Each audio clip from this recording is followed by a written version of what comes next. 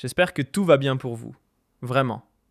Que vous tenez le coup, que vous êtes en forme et surtout que vous êtes en sécurité. Dans cette époque complètement déréglée, secouée par une guerre qui a surgi le 28 février. On pensait déjà vivre dans un monde tendu, parfois brutal, mais là, on a franchi un palier. Ça devient carrément un décor de folie. Depuis ce 28 février, on assiste à un conflit comme on en voit rarement. Imprévisible, violent, glaçant et d'une brutalité qui laisse sans voix. Et le plus ironique dans tout ça? Pendant qu'un peu partout on nous vendait l'idée d'un futur plus stable, avec des médiations, des discussions, des négociations très sérieuses, des promesses diplomatiques qui arrivaient de tous les horizons, l'humanité se réveille et découvre autre chose. Ce même 28 février, elle comprend que la première puissance mondiale, les États-Unis, accompagnée de son allié fidèle, appelez-le satellite, protégé ou même enfant préféré, Israël, décide de frapper, sans détour, l'un des poids lourds régionaux les plus importants. J'espère que tout va bien pour vous, vraiment. Que vous tenez le coup, que vous êtes en forme et surtout que vous êtes en sécurité. Dans cette époque complètement déréglée, secouée par une guerre qui a surgi le 28 février. On pensait déjà vivre dans un monde tendu, parfois brutal, mais là, on a franchi un palier. Ça devient carrément un décor de folie. Depuis ce 28 février, on assiste à un conflit comme on en voit rarement. Imprévisible, violent, glaçant et d'une brutalité qui laisse sans voix. Et le plus ironique dans tout ça?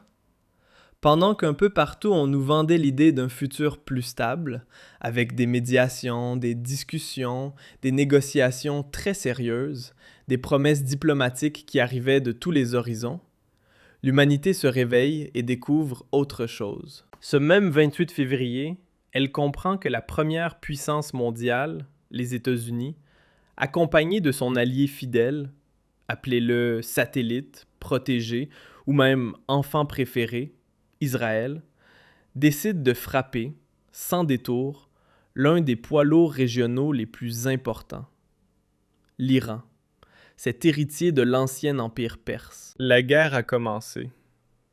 Les images, depuis ces 48 heures, caractérisent et marquent notre quotidien.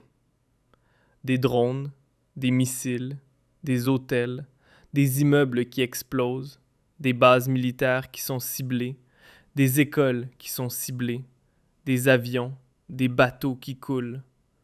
La situation devient alarmante, désastreuse et, cette fois-ci, la guerre ne concerne pas qu'Israël et l'Iran ou les États-Unis d'Amérique. Elle est en train de se généraliser à plusieurs pays de la région du Proche-Orient, dans les monarchies du Golfe qui n'ont pas été attaquées depuis la première ou la dernière guerre du Golfe.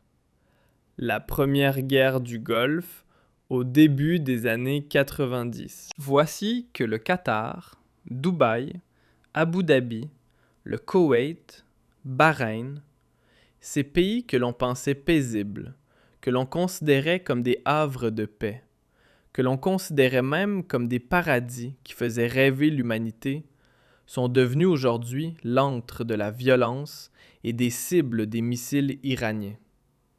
Des morts sont déplorées, des destructions matérielles sont déplorées, et un état de panique générale s'est emparé des populations locales. Nous allons parler aujourd'hui de l'attitude de l'Algérie face à cette guerre. L'attitude de l'Algérie qui suscite à la fois la controverse, l'admiration pour certains et des inquiétudes. En tout cas, elle soulève des interrogations, controverse et admiration, puisqu'effectivement, l'attitude de l'Algérie, cette fois-ci, est particulière. Elle est même inédite. Elle est même historique, en raison du décalage qu'a généré cette attitude officielle de l'État algérien face à cette guerre, ces opérations militaires lancées par les États-Unis d'Amérique et Israël contre l'Iran, et face à la riposte militaire iranienne. Il y a un décalage entre l'héritage traditionnel de la diplomatie algérienne, l'héritage historique, les positions ancestrales, les positions historiques de l'Algérie sur la scène internationale et cette prise de position du régime Tebboune et de l'actuelle direction du haut commandement de l'État algérien, qui a adopté une attitude effectivement très éloignée, encore une fois, de l'héritage traditionnel et historique de la diplomatie algérienne. Nous allons voir le premier communiqué le 28 février 2026. Vous allez voir, l'Algérie a rapidement adopté, ou publié, ou rendu public un communiqué laconique pour un événement très grave. Un communiqué laconique pour un événement très grave. Le communiqué du ministère algérien des Affaires étrangères est composé uniquement de 2 paragraphes. On va le lire ensemble, il est à l'écran. Les négociations conduites dans le cadre de la médiation du sultan d'Oman ont suscité, ont alimenté l'espoir d'une conclusion pacifique des discussions irano-américaines. L'échec de ces négociations, qui se manifestent actuellement par une escalade militaire aux conséquences imprévisibles, est profondément regrettable. Tout en exprimant sa profonde préoccupation face à ce développement, l'Algérie en appelle à la retenue et au sens des responsabilités en vue d'épargner à l'ensemble de la région du Golfe un surcroît d'insécurité et d'instabilité. Point barre, point final. Et voilà l'attitude ou la réaction de l'État algérien face à un événement très grave. Nous avons la première puissance au monde qui intervient aux côtés de l'un des États les plus controversés et l'un des États les plus agressifs, l'un des pays les plus militarisés, qui est impliqué dans des tensions militaires, sécuritaires et diplomatiques régionales depuis de très nombreuses années. Israël. 2 pays importants qui attaquent un autre pays important, qui est l'Iran, berceau de l'une des civilisations les plus lumineuses, les plus brillantes de l'humanité. Et l'Algérie, les autorités algériennes, nous font parvenir un communiqué de uniquement 2 paragraphes. Vous l'avez bien remarqué, dans ces 2 paragraphes, l'Algérie ne dénonce pas l'agression des États-Unis d'Amérique contre l'Iran, ni l'agression d'Israël contre l'Iran. Elle ne déplore pas, elle ne dénonce pas, elle ne condamne pas, elle ne parle ni d'attaque, ni d'agression, ni d'opération militaire. Elle parle uniquement de discussion, d'échec de discussion, d'escalade militaire aux conséquences imprévisibles et regrettables. Elle parle de profondes préoccupations face à ce développement, et l'Algérie appelle à la retenue, au sens des responsabilités, en vue d'épargner à l'ensemble de la région du Golfe un surcroît d'insécurité, d'instabilité. J'ai l'impression de lire le communiqué de la Slovénie, de la Slovaquie, ou plutôt d'un pays comme Malte ou comme l'Estonie. Mais jamais l'Algérie n'avait adopté un tel ton de neutralité, un tel effacement. C'est parce qu'elle fait preuve vraiment d'un effacement. C'est plus que de la neutralité, c'est un effacement. C'est voire même un déni des traditions. L'Algérie, je le rappelle, a toujours condamné, quelles que soient les puissances qui sont impliquées, les agressions menées contre d'autres États. Les principes fondateurs de la souveraineté de l'Algérie, de sa politique extérieure, de sa politique étrangère. Les valeurs fondamentales de ses relations internationales ont toujours été la dénonciation systématique, je dis bien la dénonciation systématique de toutes les violations du droit international. Je rappelle que la diplomatie algérienne n'a jamais été une simple gestion technique des relations extérieures. L'Algérie a toujours bâti sa diplomatie, elle a toujours bâti sa doctrine extérieure en se basant sur l'esprit de la déclaration du 1er novembre 1954 et sur les valeurs qui ont été défendues et véhiculées par la guerre de libération nationale. Nous avions, depuis l'indépendance de l'Algérie, toujours 3 piliers clairs et sans ambiguïté dans notre politique extérieure.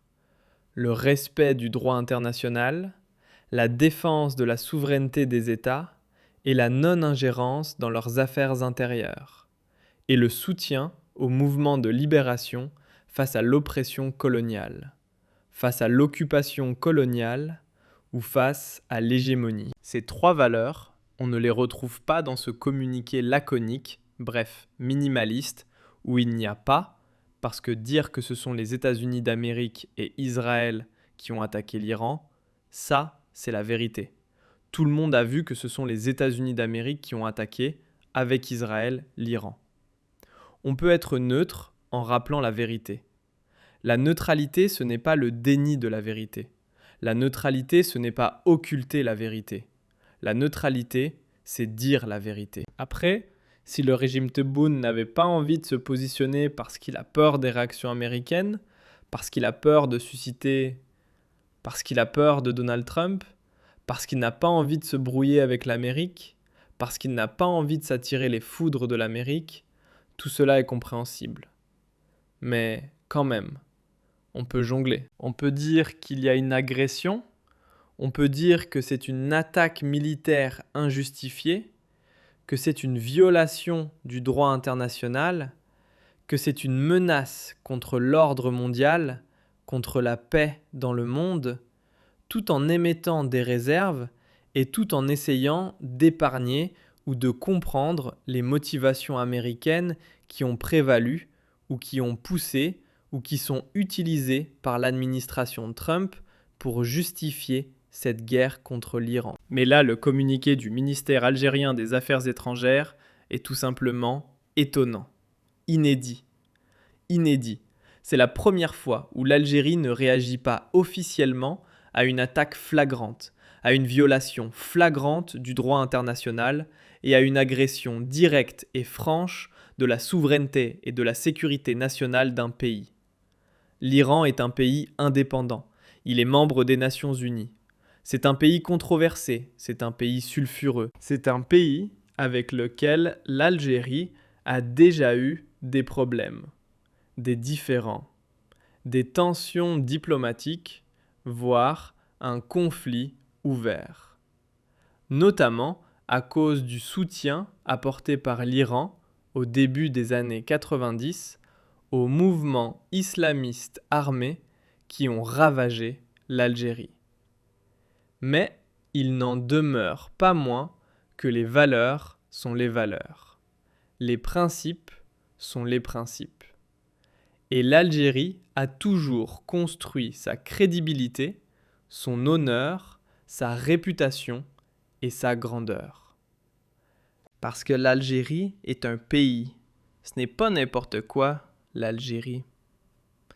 L'Algérie, encore une fois, avec tout le respect que j'ai pour les autres pays, l'Algérie, ce n'est pas le Luxembourg, ce n'est pas Malte, ce n'est pas un petit pays, ce n'est pas le Burundi, ce n'est pas la Gambie, c'est un pays qui compte. C'est le pays pivot de l'Afrique du Nord et du Maghreb. C'est le plus grand pays géographiquement du continent africain. C'est l'un des grands pays du bassin méditerranéen. Et nous avons une histoire. On ne peut pas trahir notre histoire. On ne peut pas nier notre histoire du jour au lendemain. L'Algérie, avant Donald Trump, elle existait. On avait des valeurs. On a fait l'une des révolutions les plus brillantes, les plus humanistes, les plus touchantes, les plus émouvantes, les plus glorieuses. Notre combat contre la colonisation, notre combat pour l'émancipation des peuples opprimés, notre combat pour le non-alignement, notre combat pour le droit, la dignité et l'honneur des pays de la rive sud de la planète, notre combat pour la paix dans le monde, l'autre combat pour la fraternité, la lutte contre les discriminations et le racisme, l'autre combat pour la préservation contre l'impérialisme et la défense des droits, de l'honneur et de la dignité des peuples du sud de la planète. Ça, l'Algérie ne peut pas le nier. C'est ce qui fait l'ADN de l'Algérie. C'est ce qui fait son honneur. C'est ce qui fait que nous sommes un pays différent de la Tunisie, différent du Maroc, avec tout le respect que j'ai pour les Marocains et les Tunisiens, les Égyptiens. Mais l'Algérie avait une identité. Son identité, c'était sa capacité à dire non aux puissants, à dire non aux abus des puissants. Pas dire non juste pour dire non. L'Algérie d'avant disait non aux abus des puissants, aux dérives des puissants, au dérapage des puissants. La deuxième qualité de l'Algérie qui faisait sa grandeur, c'est sa capacité à offrir une médiation, à proposer des solutions pour sortir des conflits dans l'impasse. L'Algérie a fait la médiation quand il y avait la guerre entre l'Iran et l'Irak. L'Algérie était médiatrice entre les États-Unis d'Amérique et l'Iran. On l'a rappelé hier lors de la crise des otages en 1981. L'Algérie a offert sa médiation entre l'Éthiopie et l'Érythrée. L'Algérie a offert sa médiation lors du conflit malien, lors de la guerre civile au Mali. L'Algérie a toujours été présente pour proposer une solution parce qu'elle a une crédibilité, parce qu'elle a une histoire, parce qu'elle a sacrifié. Elle a trop donné d'elle-même pour la liberté et la dignité des peuples, pour la paix dans le monde et pour l'émancipation des peuples contre toutes les formes d'oppression. Aujourd'hui, quand un État puissant comme les États-Unis d'Amérique agresse, attaque l'Iran, quelle que soit la justification, quelles que soient les raisons, il est possible qu'on puisse trouver des fondements. Et je ne suis pas du tout un ami du régime iranien. Je ne suis pas du tout l'un de ses sympathisants. Mais là, on parle d'une guerre. On parle d'une attaque militaire. On parle de... Il y a des pertes civiles. Est-ce qu'il n'y avait pas d'autre moyen de mettre la pression sur le régime iranien que de passer par une agression militaire contre des villes entières, contre une population? Parce que la population iranienne ne peut pas être tenue pour responsable des dérives ou de certains dangers qu'incarne le régime iranien. Est-ce que l'Algérie n'aurait pas dû rester fidèle à ses valeurs? C'est le débat qui anime aujourd'hui, secrètement, discrètement, les milieux intellectuels et les milieux politiques algériens. Vu qu'il n'y a pas de liberté d'expression, vu que tout le monde peut partir en prison quand on critique la politique extérieure ou intérieure du pays, eh bien ce débat n'est pas public. Malheureusement, il n'y a pas de presse libre ni de presse indépendante. On aurait aimé, nous, être à Alger, faire une émission, lancer un appel, demander, faire des interviews, inviter les partisans du régime Tebboune et les opposants pour faire un débat sérieux et concret sur la position algérienne adoptée par le régime Tebboune face à la guerre contre l'Iran ou face à la guerre entre l'Iran, Israël et les États-Unis d'Amérique.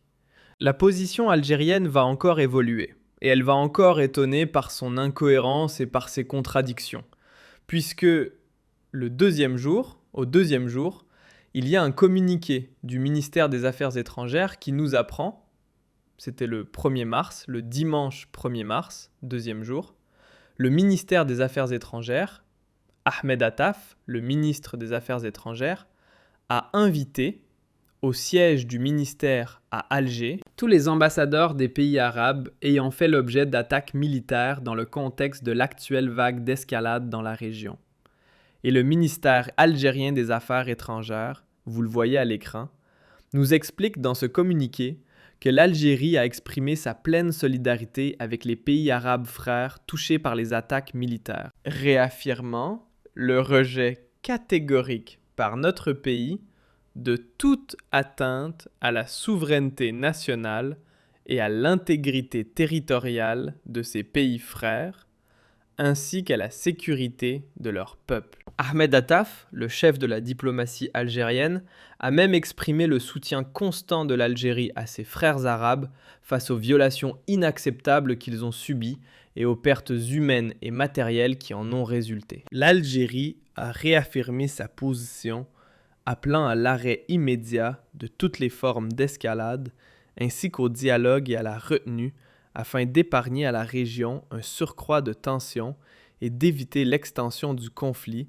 et ses graves répercussions sur la sécurité régionale et internationale. Alors, dans ce deuxième acte, l'Algérie a manifesté sa solidarité avec les pays du Golfe, notamment le Qatar, l'Arabie saoudite, le Bahreïn, le Koweït et les Émirats arabes unis, qui ont été touchés directement par les missiles iraniens et les drones iraniens. Ils ont même provoqué des morts aux Émirats, au Koweït et à Bahreïn. La réaction de l'Algérie, elle est compréhensible, elle est même noble. Effectivement, moi je suis tout à fait d'accord. Les pays du Golfe, les populations des pays du Golfe n'ont pas à subir des attaques militaires de la part de l'Iran, étant donné que ce ne sont pas ces États du Golfe qui ont lancé cette agression contre l'Iran. D'ailleurs, il faut rappeler que les pays du Golfe abritent des bases militaires américaines. Parce que l'argument principal de l'Iran pour justifier ses attaques contre les pays du Golfe est la localisation d'importantes bases militaires américaines sur le sol des différents pays du Golfe. Sauf que les Américains et les Israéliens, notamment les forces militaires américaines, n'utilisent pas ces bases militaires pour attaquer l'Iran. Donc, moi je m'inscris directement et j'approuve la position. J'approuve l'attitude et la décision de la diplomatie algérienne de manifester sa solidarité et de dénoncer les attaques iraniennes contre ces pays arabes, contre ces pays du Golfe. Je trouve, encore une fois, cette démarche raisonnable, rationnelle, juste. Sauf qu'on aurait pu être aussi juste, on aurait pu aussi dénoncer les attaques militaires menées par Israël contre le Liban. Par exemple, Israël vient d'attaquer le Liban en provoquant une trentaine de morts. Pourquoi ne pas, et pourquoi est-ce qu'il n'y a pas là une logique à géométrie variable ou une indignation à géométrie variable? C'est quand les Iraniens attaquent les pays du Golfe, on dénonce, on condamne, on déplore, ce qui est juste, ce qui est encore une fois même nécessaire de le faire. Mais quand l'armée israélienne attaque et frappe à grande échelle l'Iran, ou quand elle frappe à grande échelle le Liban en provoquant plusieurs dizaines de morts, la diplomatie algérienne ne dénonce pas, ne condamne pas. Dans ce cas-là, il fallait aussi appeler l'ambassadeur libanais. Il fallait qu'Abdelmadjid Tebboune prenne contact aussi avec le président libanais. Nous allons, vous allez le voir à l'écran juste après, cette action.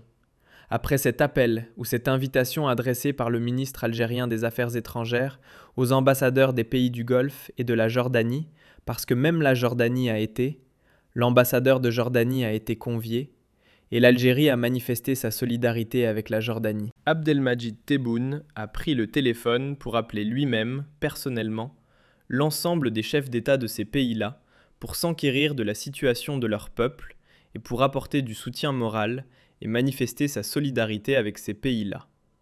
Le Koweït, la Jordanie, l'Arabie saoudite, le Qatar, le Bahreïn, le Sultanat d'Oman, qui ont été tous touchés par des obus ou des attaques, des missiles lancés par les forces militaires iraniennes. L'exercice et la démarche d'Abdelmajid Tebboune, encore une fois, elle est honorable.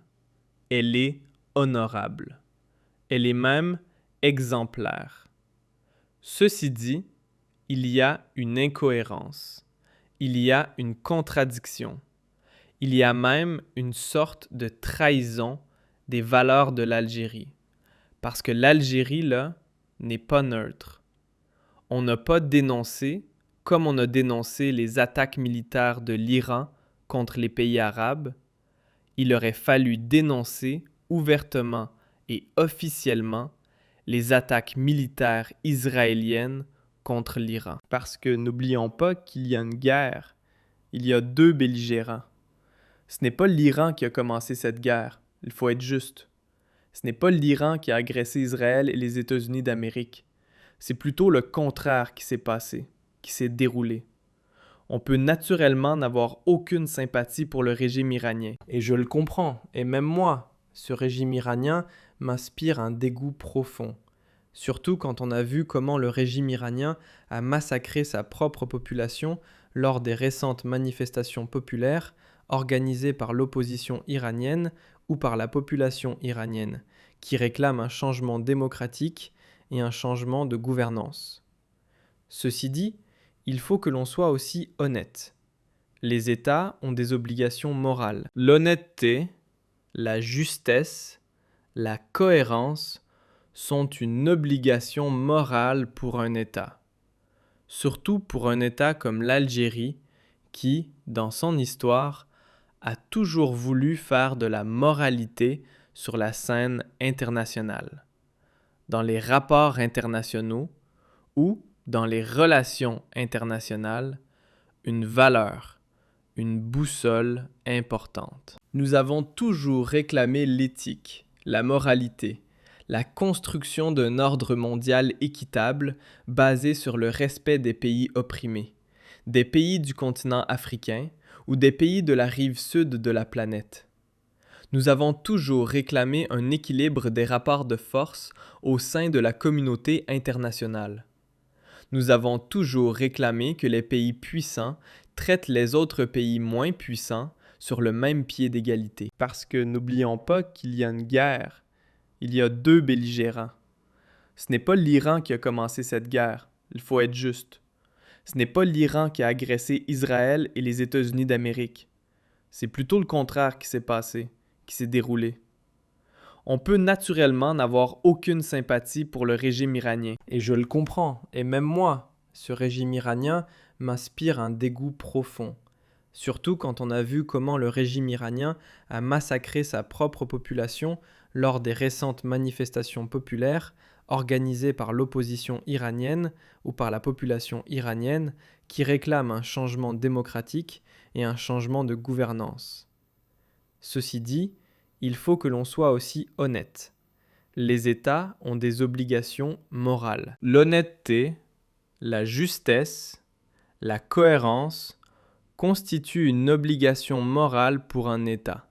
Surtout pour un État comme l'Algérie qui, dans son histoire, a toujours voulu faire de la moralité sur la scène internationale, dans les rapports internationaux ou dans les relations internationales, une valeur, une boussole importante. Nous avons toujours réclamé l'éthique, la moralité, la construction d'un ordre mondial équitable basé sur le respect des pays opprimés, des pays du continent africain ou des pays de la rive sud de la planète.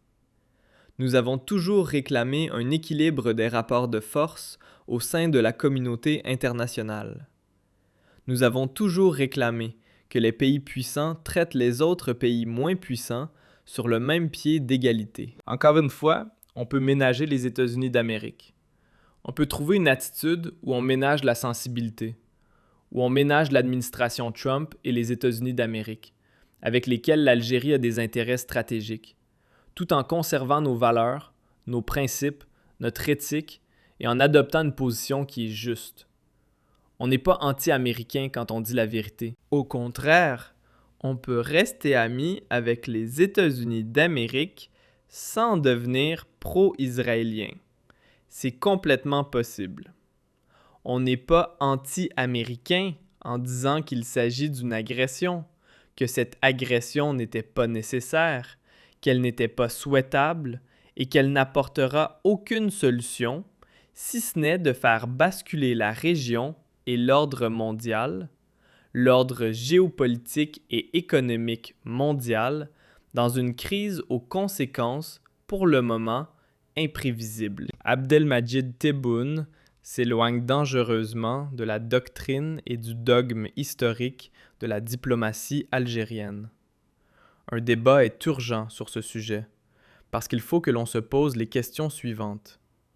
Est-ce qu'en reniant nos valeurs, on va garantir pour autant